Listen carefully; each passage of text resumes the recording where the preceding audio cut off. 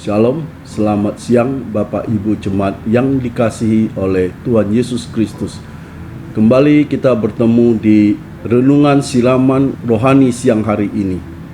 Doa dan harapan saya, Bapak Ibu dalam keadaan yang baik, sehat selalu, dan setiap langkah kehidupan Bapak Ibu diberkati oleh Tuhan. Sebelum kita lebih lanjut merenungkan firman Tuhan pada siang hari ini, mari kita berdoa. Tuhan, terima kasih Tuhan untuk siang hari ini. Kembali kami hadir di hadapan-Mu Tuhan untuk merenungkan firman Tuhan. Biarlah firman Tuhan ini boleh menjadi kekuatan kami di tahun yang baru ini, di tahun 2024, di awal tahun ini ya Tuhan. Sehingga kami boleh semakin hari semakin mantap melangkah, karena kami yakin dan percaya penyertaan Engkau akan senantiasa bersama dengan kami. Terima kasih ya Tuhan, dalam nama Yesus Kristus kami sudah berdoa dan mengucap syukur. Haleluya, amin. Ya, dalam tahun 2024 ini kita tetap yakin dan percaya bahwa penyertaan daripada Tuhan senantiasa ada dalam hidup kita. Biasanya tahun yang baru banyak yang orang akan membuat tekad baru. Ada yang bertekad untuk menguruskan badan. Ada yang bertekad lebih banyak berolahraga sehingga membuat kita menjadi sehat. Ada yang bertekad untuk berhenti merokok dan mengamalkan gaya hidup yang lebih sehat. Banyak orang Kristen yang bertekad untuk lebih banyak berdoa, terlibat atau hadir di doa pagi bersama setiap hari Sabtu, juga hadir dalam doa pujian penyembahan setiap hari Kamis minggu pertama, dan juga terlibat dalam persekutuan doa pria setiap hari Sabtu di minggu pertama. Dan juga ada tekad lainnya, baca Alkitab setiap hari, dan untuk lebih teratur ke gereja, mengikuti setiap kegiatan ibadah yang diselenggarakan oleh seksi maupun kegiatan lainnya. Tetapi seringkali kita gagal menepati apa yang telah menjadi tekad kita di awal tahun. Mengapa? Alasan satu-satunya adalah karena kita tidak ada kekuatan untuk menggenapinya. Kenapa sampai kita tidak memiliki kekuatan untuk menggenapinya? Karena kemalasan. Belajar dari firman Tuhan, Amsal 6 ayat 6.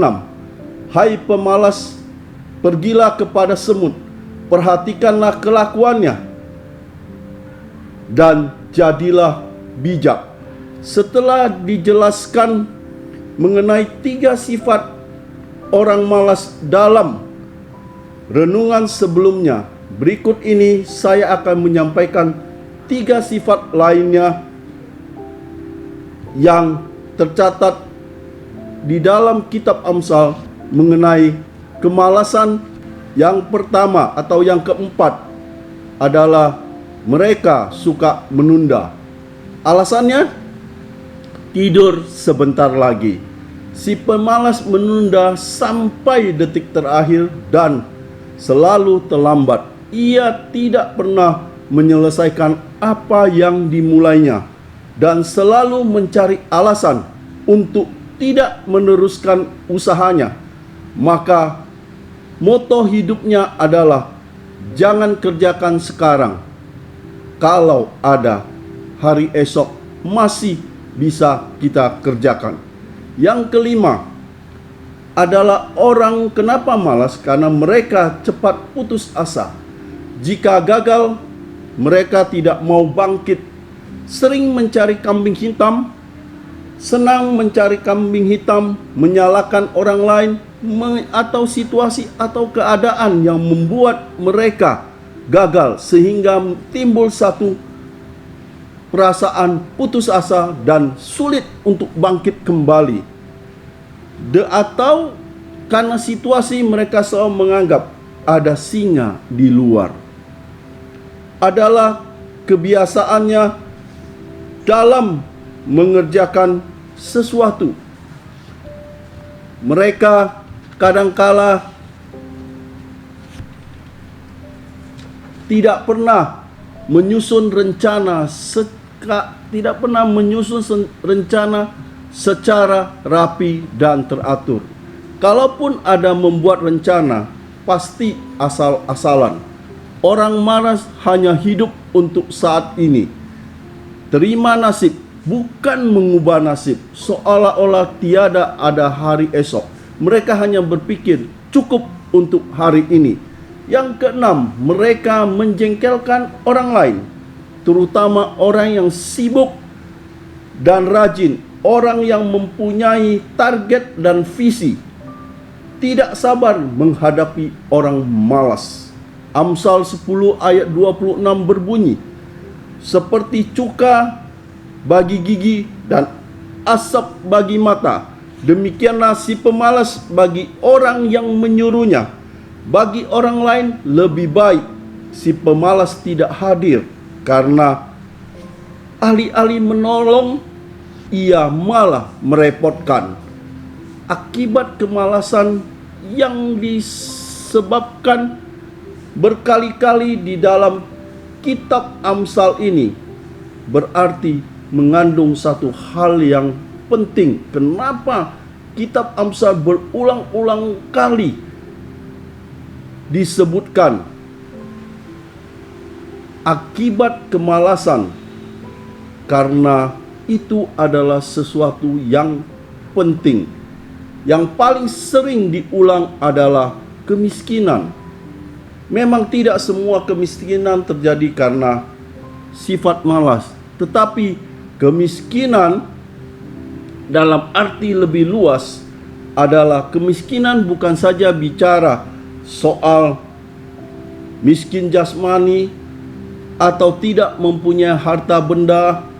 Kemiskinan dapat juga berarti kemiskinan rohani, kemiskinan dalam hal emosi, kemandekan diri, kekosongan hidup, kesenjangan hubungan, dan sebagainya.